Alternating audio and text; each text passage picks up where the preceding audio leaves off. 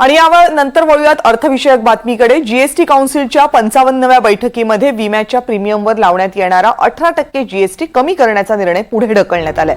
GST कमी करण्याबाबतचा प्रस्ताव मंत्रिगटाने काउन्सिलसमोर ठेवला होता, पण त्यावर राज्यांच्या प्रतिनिधींमध्ये एकमत होऊ शकलं नाही आणि म्हणून हा निर्णय आणखी चर्चेसाठी प्रलंबित ठेवण्याचा निर्णय घेण्यात आल्याची माहिती सूत्रांकडून समोर आली आहे। अधिकृत घोषणा आज संध्याकाळी होईल अशी शक्यता आहे। शिवाय जुन्या कारच्या आणि इलेक्ट्रिक कारच्या विक्रीवर जीएसटी 12%वरून 18% करण्याचा निर्णयही घेण्यात आल्याची माहिती सूत्रांकडून समोर येते। फ्लेवर्ड पॉपकॉर्नवर सुद्धा 5% जीएसटी लावण्याचा निर्णय झाल्याची माहिती आहे।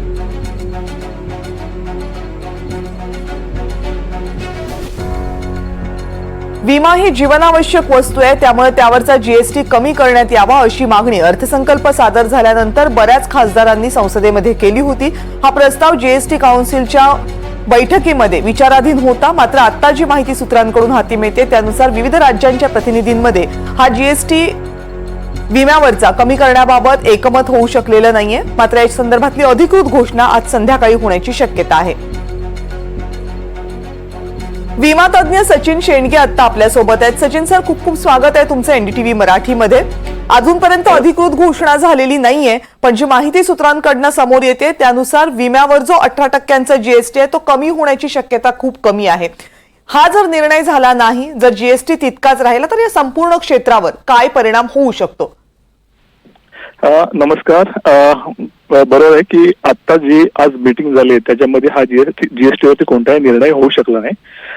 आपण जर बघितलं की सध्याच्या काळामध्ये मेडिक्लेम तसेच जीवन विम्याचं जे इन्शुरन्स ज्या पद्धतीने वाढलेलं आहे त्यामुळे सर्वसामान्य कुटुंबांना त्याचा खूप मोठा भार यायला लागला होता। आणि आता जर ह्या जीएसटी जो 18% आहे तो जर 5% झाला असता तर नक्कीच सर्वसामान्यांना त्याचा फायदा झाला असता। म्हणजे उदाहरणार्थ जर 1 लाखाला आपण 18,000 रुपये जीएसटी येतो, त्या ठिकाणी फक्त आपल्याला 5,000 रुपये जीएसटी द्यायला लागला असता। जवळजवळ त्याचा 13,000 रुपयाचा तिकडे फरक आला असता।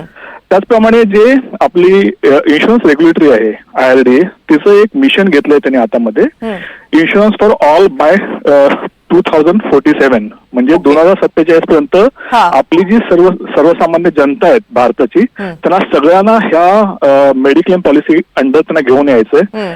जर हा जीएसटी कमी झाला असता तर ते लक्ष जे त्यांचं आहे ते त्यांना लवकर पूर्ण करण्यात नक्की त्यांना मदत झाली असती। बरं, पण आता जी परिस्थिती आहे त्याच्यानुसार या क्षेत्रावर याचा काही परिणाम, कारण बऱ्याच वेळेला असं म्हटलं जातं की जरी सरकारनं जीएसटी कमी केला तरी विमा कंपन्या त्यांचा प्रीमियम वाढवतील आणि त्याचा खरा फायदा हा ग्राहकांपर्यंत पोहोचणार नाही। तर या हायपोथेसिसमध्ये काही तथ्य आहे का? तसं होणं शक्य होतं का?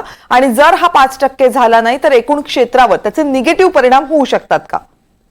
हो, नक्कीच। कारण जर आपण बघितलं, जसं मी सांगितलं की प्रीमियम वाढलंय त्यामुळे बरीचशी जी कुटुंब आहेत, ठीक आहे, ते विमा घेण्यासाठी एकतर त्यांना अवेअर आहे, त्यांना माहिती आहे का विमा घेणं महत्वाचं आहे, पण त्याच्यामुळे असं होईल की ते तिकडे त्यांचं विमा घेण्याचं जे त्यांचं गणित आहे ते कदाचित तिकडे थांबवतील आणि ज्या स्पीडने हा विमा सर्वसामान्यांपर्यंत पोहोचला पाहिजे होता तो पोहोचणार नाही आणि नक्कीच त्याचा संपूर्ण जो इम्पॅक्ट हा इन्शुरन्स इंडस्ट्रीवरती येणार आहे।